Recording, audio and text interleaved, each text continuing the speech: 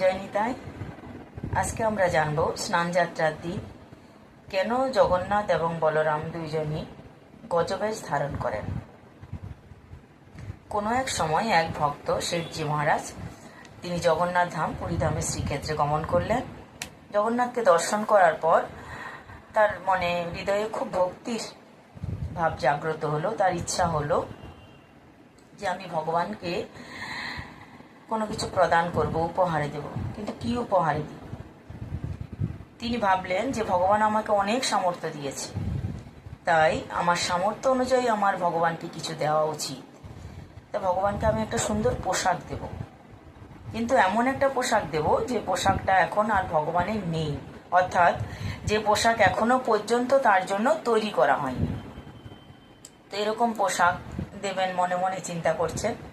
পাণ্ডাদের ডাকলেন, ডেকে বলছেন যে আপনাদের জগন্নাথ, বলভদ্র এবং সুভদ্রা মায়ের কত ধরনের পোশাক আছে, কিন্তু আমি এমন এক ধরনের পোশাক তাদেরকে দিতে চাই যে পোশাকটা এখন অবধি আপনারা তৈরি করেননি।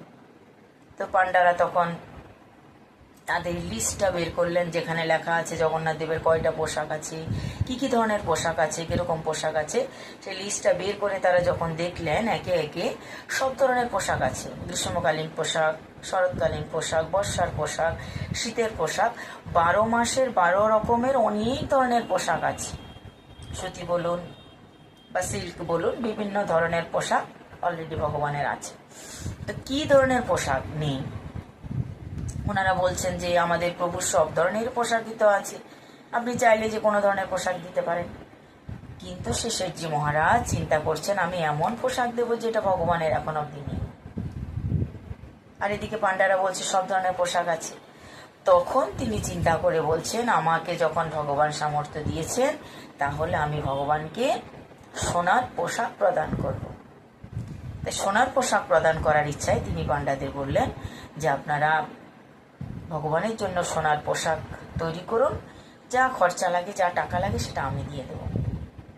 কিন্তু জগন্নাথের জন্য সোনার বস্ত্র এখন অবধি কেউ তৈরি করেনি।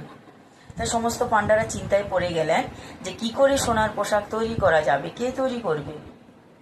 যারা কাপড় দিয়ে বস্ত্র তৈরি করে তাদের পক্ষে সোনার পোশাক তৈরি করা কখনোই সম্ভব নয়। তাই তারা সবাই মিলে চিন্তা করলেন চলো যাই আমরা শেখরার কাছে যাই, যিনি সোনা দিয়ে বিভিন্ন গহনা তৈরি করেন। তিনি যদি পারেন তো সোনা দিয়ে একটা পোশাকও জগন্নাথের তৈরি করে দেবেন। এই ভাবনা চিন্তা নিয়ে তারা পুরীধামের বা শ্রীক্ষেত্রের যিনি সর্বশ্রেষ্ঠ শেখরা, সব থেকে ভালো যিনি সোনার গহনা তৈরি